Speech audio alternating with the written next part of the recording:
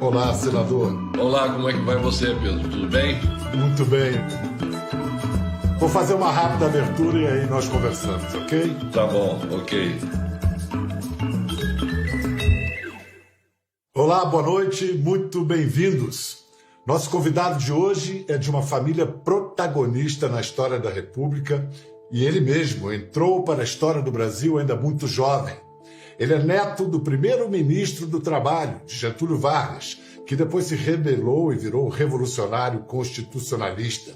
É filho de um senador que, no meio de uma discussão exaltada com um rival em pleno Senado, atirou e matou sem querer um colega que não tinha nada a ver com a briga. Nem seu pai, nem seu avô viveram para ver a ascensão dele ao posto mais importante da República, o de presidente do Brasil. Prometo manter, defender e cumprir a Constituição, observar as leis, promover o bem geral e sustentar a união, a integridade e a independência do Brasil. E não qualquer presidente. O primeiro democraticamente eleito depois de quase 30 anos e o mais jovem de todos os tempos. E também o primeiro a ser democraticamente removido do poder num processo de impeachment. O presidente Fernando Collor divulga uma carta ao povo brasileiro. Ele deixa o governo 2 anos e meio depois de tomar posse. Confere no relógio até os segundos. A partir deste instante, começa a contar o tempo do afastamento.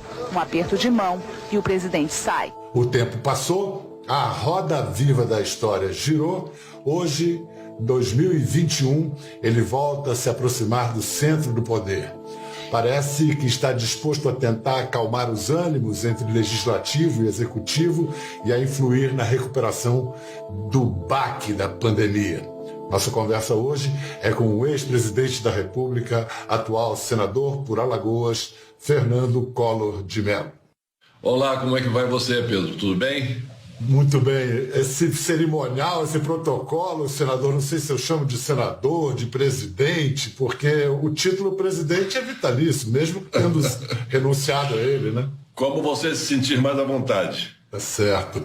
Muito antes de se tornarem políticos, o seu avô, Lindolfo, e seu pai, Arnon, foram jornalistas consagrados. Você também, além de ter herdado o grupo de comunicação de seu pai, foi estagiário do Jornal do Brasil, foi diretor de jornal da Gazeta de Alagoas, o que não impediu que durante sua presidência a Folha de São Paulo, que está completando 100 anos, fosse invadida pela Polícia Federal numa evidente retaliação. Para você, a imprensa é um mal necessário ou você concorda com o Bolsonaro quando ele diz que tinha que tirar todos os jornais de circulação, que as redes sociais fazem serviço?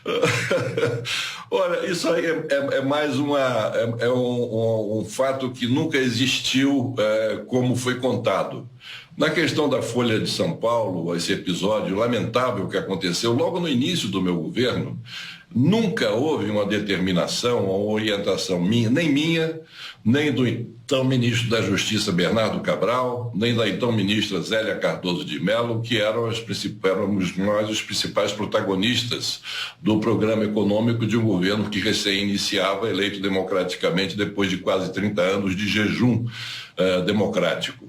Que motivou essa ação da Polícia Federal, inteiramente aleatória, foi de que houve uma denúncia de que estaria sendo cobrado por um anúncio um preço acima do estabelecido pelo congelamento de preços. Então, com base nisso, a Polícia Federal tomou a iniciativa de per si de ir à Folha de São Paulo e fazer o que foi chamado de invasão. Já desde aquela época, a Polícia Federal tinha uma independência que tomava as iniciativas sem que houvesse uma hierarquia na solicitação de permissão para determinadas ações. Então, foi lamentável o que aconteceu. Jamais eu faria uma coisa como essa. Jamais, em tempo algum, de jeito nenhum. De uns 2 anos para cá, você se fez mais atuante, mais presente, não só em aparições públicas, como concedendo mais entrevistas, mas nas redes sociais. É você mesmo que escreve? Você mesmo que escreve no seu Twitter ou tem assessor para fazer isso, como vários políticos? No Twitter e na caixinha.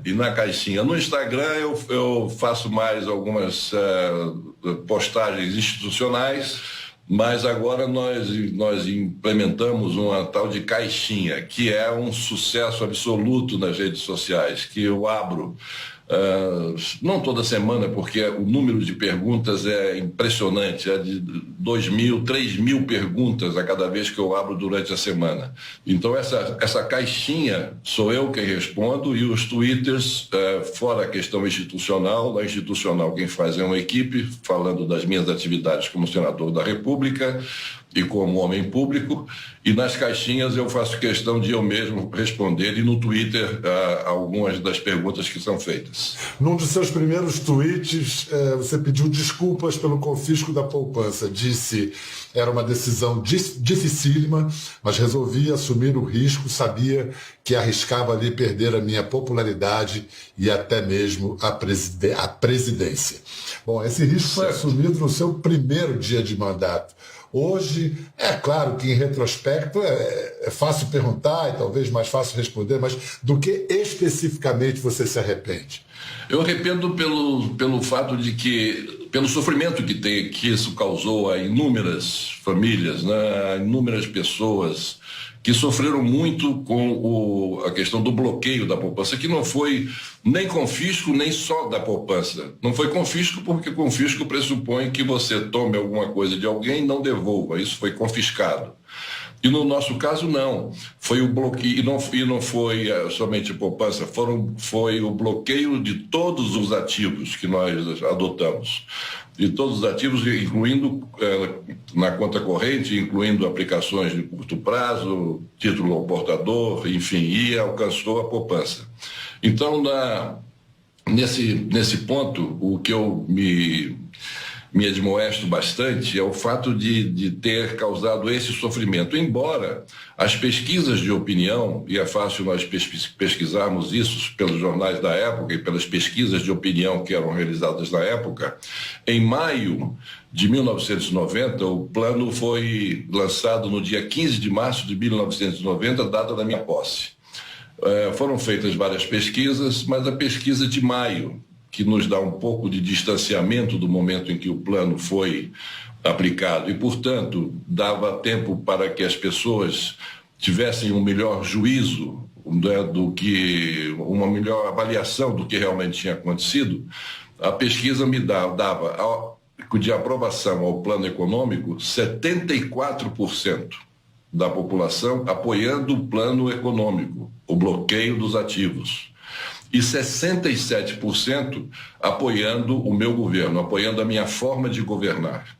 Então, isso demonstra claramente de que o plano ele foi um sucesso do ponto de vista de avaliação popular. Foi um sucesso. O insucesso foi acontecendo depois porque, infelizmente, ele não teve a mesma rapidez de manter a inflação baixa como nós imaginávamos e como nós desejávamos. Em junho do ano passado, numa entrevista a Joyce Pascovitch, você disse sobre o período na presidência: tive dificuldade de domar meu temperamento. A pior coisa de tanto poder é a dificuldade de estabelecer prioridades e decidir o que fazer. O presidente atual ocupante da cadeira que você esteve, o Jair Bolsonaro, também parece, né, da dificuldade de domar seu temperamento. O que você acha?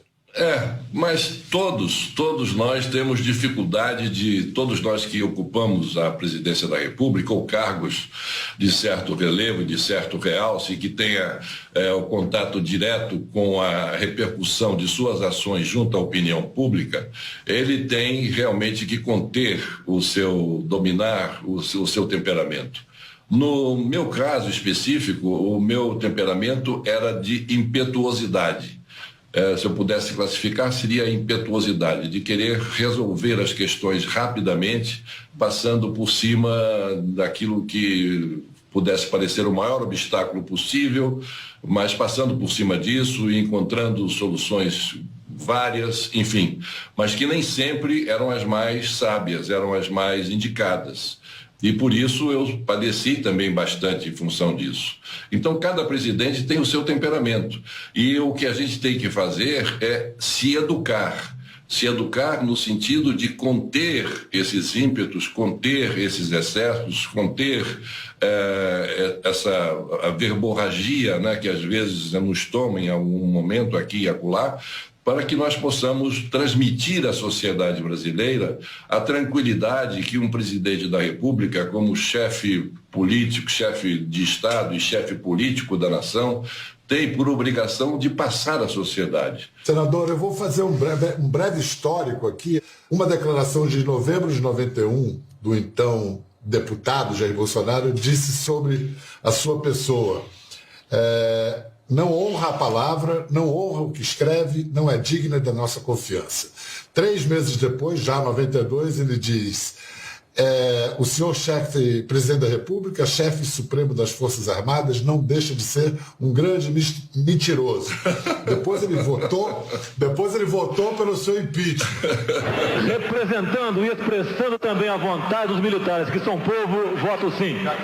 Jair Bolsonaro, sim, 162. 29 anos depois, em novembro do ano passado, ele agora diz: um homem que luta pelo interesse do Brasil e do seu Estado. Eu lhe pergunto, quem mudou mais nesses 30 anos, ele ou você? Ninguém, o mundo passa e quem com ele não passa fica, né? Já dizia Máximo Gorki, né, nos Pequenos Burgueses, que tinha uma peça de teatro muito interessante, de uma família pequeno-burguesa, né? E o único lúcido da família pequeno-burguesa, na época ainda da czarista, e ao final do czarismo e início da Revolução de 17, o único lúcido era um integrante da família bêbado, vivia bêbado. E ele chegava e dizia o seguinte, quando o pessoal reclamava: não, porque está acontecendo essas mudanças, está acontecendo isso, agora mudou, está mudando o regime. Aí ele chegou e disse: o mundo passa e quem com ele não passa fica. Então é exatamente isso. Todos nós temos opiniões. Se for pegar opiniões que eu mesmo emiti, não é, lá de 90, de 91, da campanha de 89, meu Deus do céu, quantas coisas eu falei das quais hoje eu me arrependo. Mas eu não vou tão longe, não. Eu não vou tão longe. Desculpe interrompê-lo. Eu vou só até o ano passado. O ano passado só fez duras críticas para a Rádio Guaíba, em maio. O presidente da República tem que chamar o feito à ordem, acordar, assumir. Se ele não tem aptidão para o exercício de seu mandato, ele tem que, de alguma forma, encontrar uma saída, se cercar de pessoas mais ajustadas, que possam orientá-lo. Para o El País, no mesmo mês, o senhor disse que o palavreado do presidente é chulo, ruboriza até mesmo aqueles acostumados com mesa de bar. E olha que quando você disse que tinha aquilo roxo lá atrás, parecia o fim do mundo. Em 30 anos nós perdemos os bons modos, presidente? Não, o que eu disse no início do governo do presidente Bolsonaro foi algo que me preocupava bastante. Porque eu me preocupava sobretudo, fora essas firulas citadas, né, e que realmente foram de minha lavra, o que me preocupava fundamentalmente era com a questão institucional. Me preocupava a falta de contato do presidente da República com a classe política e com os políticos. Porque como presidente da República, ele é o líder político da nação. Como líder político da nação, ele tem que fazer política, e política por intermédio dos instrumentos que a democracia nos oferece e a Constituição nos assegura. Quer fazer político por intermédio dos partidos políticos e dos políticos. Isso ele não estava fazendo, ele estava negando a política e negando qualquer tipo de contato e de aproximação com a classe política. E eu disse, se continuar assim, não termina o mandato, não termina o governo. E dizia: nenhum presidente da República que não construa uma maioria parlamentar no Congresso Nacional consegue concluir o seu mandato. E eu dizia ainda mais, adicionava: eu já vi esse filme e eu não quero ver esse filme de novo. Então, alertando também o presidente da República para a necessidade que ele teria e tem, e está agora demonstrando isso na prática, de se aproximar do Congresso, de se aproximar dos poderes constituídos e de fazer, não é, do governo dele, na relação com os outros poderes, harmônicos e independentes entre si. Essas outras questões do linguajar do presidente, cada um tem o seu linguajar, não é? Cada um tem a sua forma de se expressar e realmente, em alguns instantes, ruboriza as palavras que o presidente emite em alguns lugares, em alguns momentos, não é? Isso nos deixa um pouco ruborizados, né? Mas isso é o estilo de cada um. Mas isso não significa dizer que, em função de um palavreado que não seja um palavreado mais adaptado a um contato que possa ser normal, não significa dizer que ele possa ser um presidente melhor ou pior, não. Ele pode ser um presidente muito bom, mesmo com esse palavreado. Agora, fundamentalmente, ele tem que atuar como líder político da nação e fazer e conduzir o processo político da nação no sentido da normalidade. Mas e isso ele vem fazendo. Mas a sua crítica pontual à liderança dele se deu com relação à administração dessa tragédia da pandemia que se nos abateu.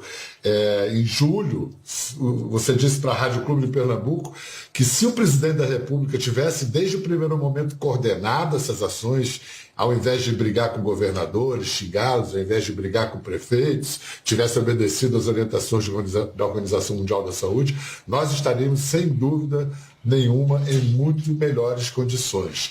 Bom, eu acho que isso é um consenso. Todos nós entendemos que realmente o presidente da República e ele próprio hoje, com as suas ações na direção correta, ele vem demonstrando na prática que ele está corrigindo um equívoco que ele cometeu no início da pandemia.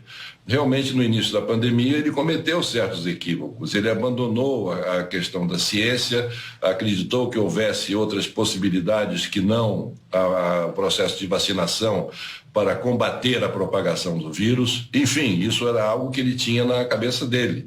Mas isso foi, ao longo desse tempo, ele está demonstrando e vem demonstrando que estava equivocado e que agora nós estamos recebendo todos os dias, né, notícias de 40 milhões de vacinas que foram compradas, 46, depois mais 54 milhões de vacinas, mais vacinas da Sputnik, da Rússia, enfim, vem fazendo com algum atraso, em função desse início em que o governo claudicou no sentido de não aplicar imediatamente os ditames da ciência que determinava que a saída para essa epidemia, dessa pandemia, só poderia ser por intermédio de uma vacinação em massa. 250 mil mortos depois, né?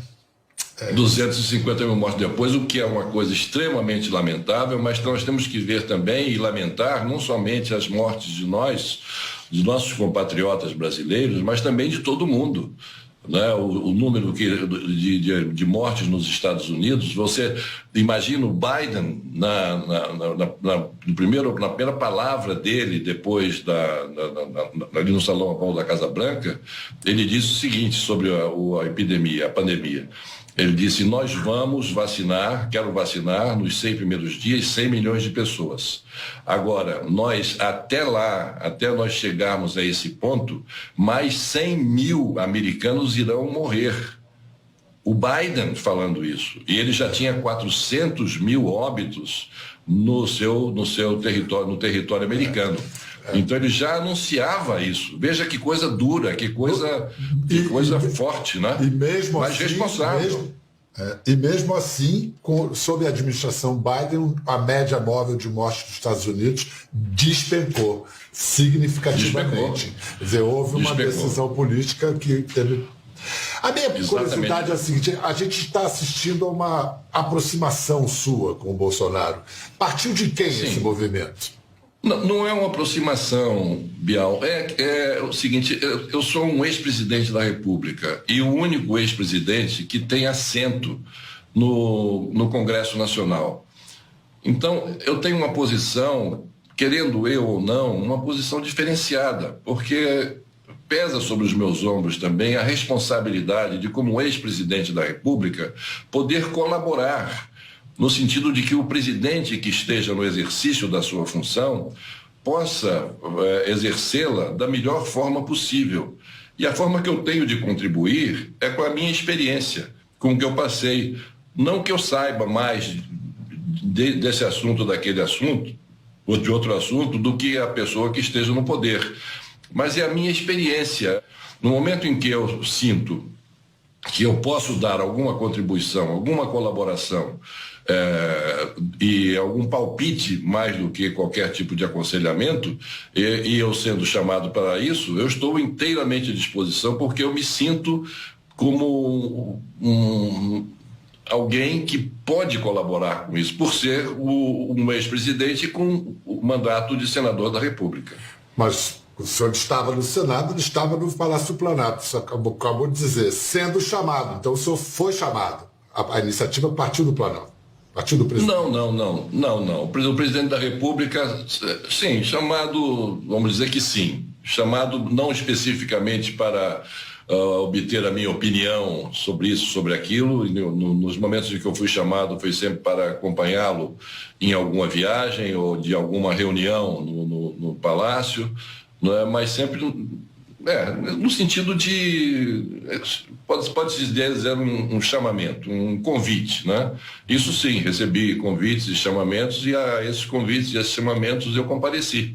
E nessas oportunidades tive a oportunidade de conversar bastante com o presidente da República e poder expressar a ele um pouco da minha experiência para ver se ela serve de alguma forma para ajudá-lo na solução dos problemas que o Brasil hoje enfrenta.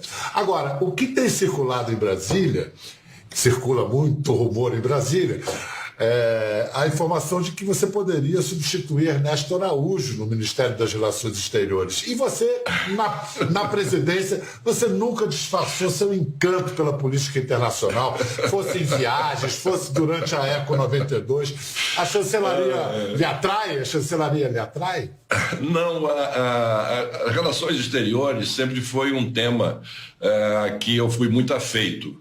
Até porque o Brasil, né, no meu governo, nós estávamos inteiramente isolados do restante do mundo. E eu sempre tive a visão de que o Brasil deveria estar inserido no mundo para poder se mostrar um parceiro confiável, para se mostrar alguém que merecia estar sentado ali naquele grupo de países tomadores das grandes decisões nacionais. Por que não o Brasil?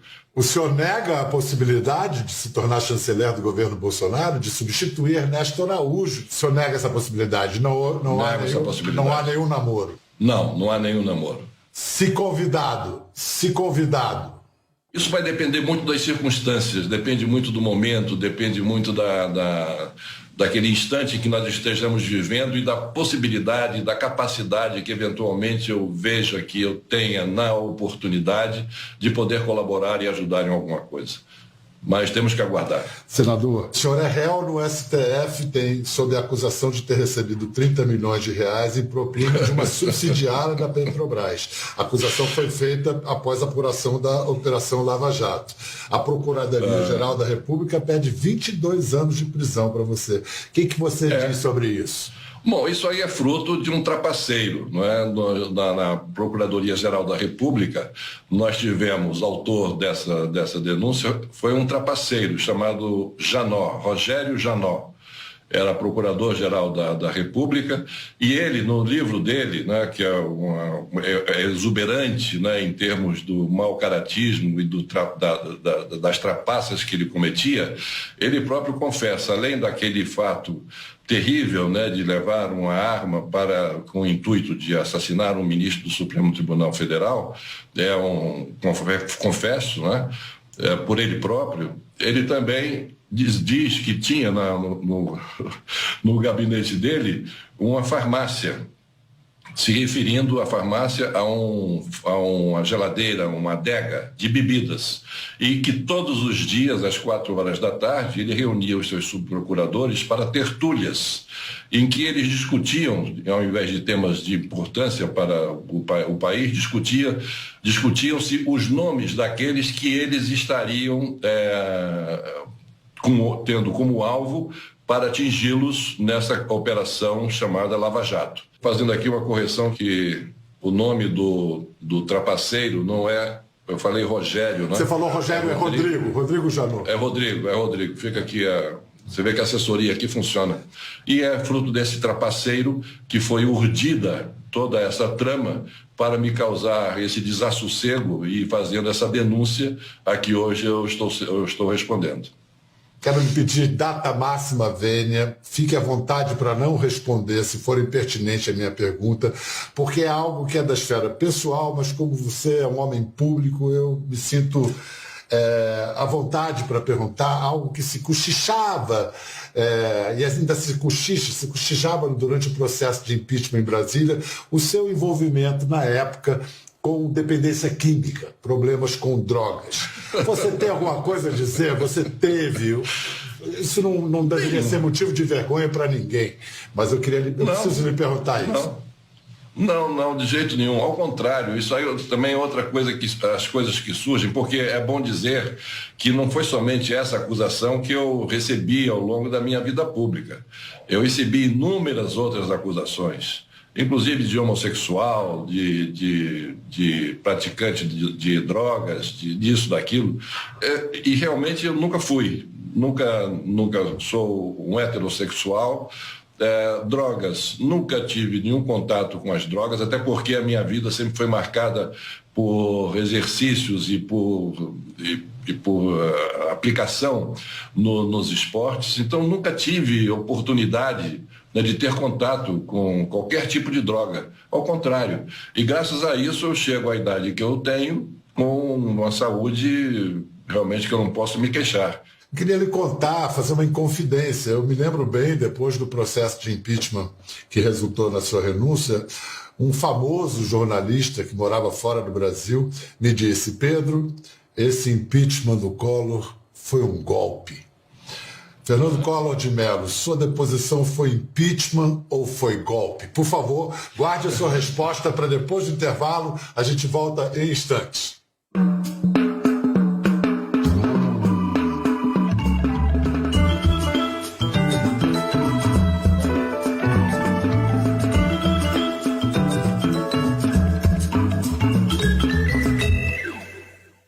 Bem-vindos de volta à nossa conversa com o ex-presidente da República, senador por Alagoas, Fernando Collor de Mello. Então, senhor Fernando Collor de Mello, sua deposição em 1992 foi impeachment ou foi golpe? Foi um golpe, né? Foi um golpe arranjado. Foi uma piada, na realidade foi uma piada. Meu processo de impeachment foi um processo eminentemente político. E ele é um instrumento de ação política. Ao invés de ser um instrumento jurídico, como muitos imaginam, ele não é. Ele é um instrumento político.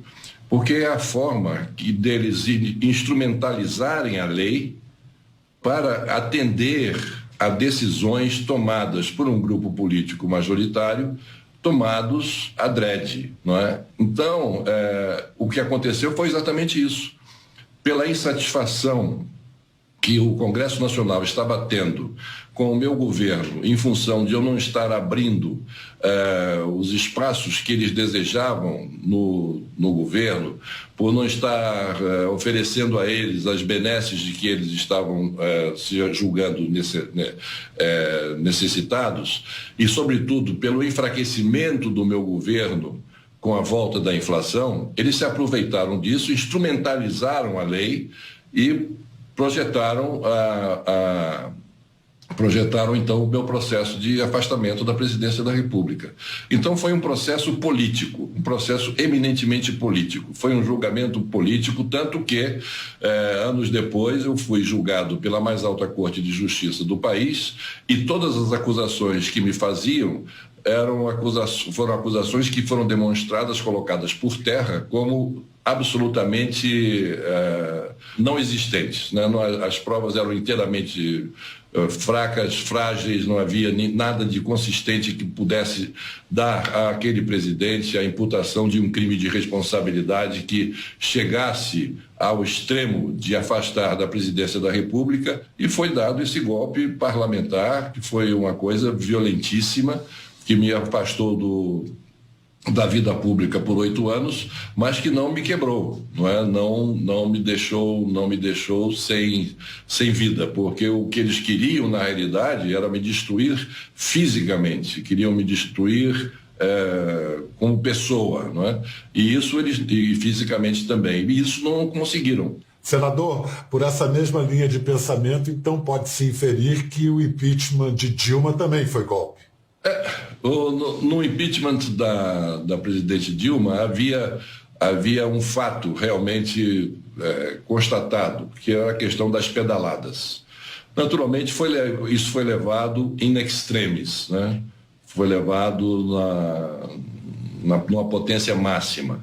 Poderia ter sido entendido como uma manobra contábil e que poderia ter sido corrigida, mas em função exatamente também da presidente Dilma, da então presidente Dilma, não contar no Congresso Nacional com maioria parlamentar que lhe desse sustentação, foi feito o impeachment, sendo que no caso dela havia sim motivos para poder tangenciar o crime de responsabilidade com as chamadas pedaladas que o governo dela cometeu. Agora há 60 pedidos de impeachment na gaveta do presidente da Câmara. Virou festa, virou brincadeira. Isso é uma brincadeira. O presidente da República, ele foi eleito agora, em 2018, com uma votação muito expressiva, vem governando com tropeços, mas vem governando o país, vem estando de acordo com tudo aquilo que ele prometeu fazer. Ninguém pode dizer que o presidente da República esteja fazendo algo que ele não tenha se comprometido a realizar se eleito presidente da República. Tem feito rigorosamente isso. E tem descontentado muita gente, claro, descontentado as pessoas que não votaram nele para presidente da República. Mas isso, nós não podemos agora fazer dessa questão do impeachment um moto contínuo. Isso tem que parar, isso tem que acabar. Essa questão do impeachment tem que ter uma regulamentação para que esses pedidos de impeachment sejam não represados, mas que sejam automaticamente rejeitados de pronto, porque são ridículas as solicitações de afastamento do presidente, que chegam na sua imensa maioria. Muito obrigado pela oportunidade, senador, presidente Collor, boa sorte. E o que eu tenho de melhor para lhe desejar hoje? Uma boa vacina para você, para mim, para todos nós. Muito obrigado, uma boa vacina para todos nós e que ela chegue o quanto antes e mais rapidamente possível. Muito obrigado por essa oportunidade de falar com você. Tudo de bom, um abraço. Um abraço grande, muito obrigado.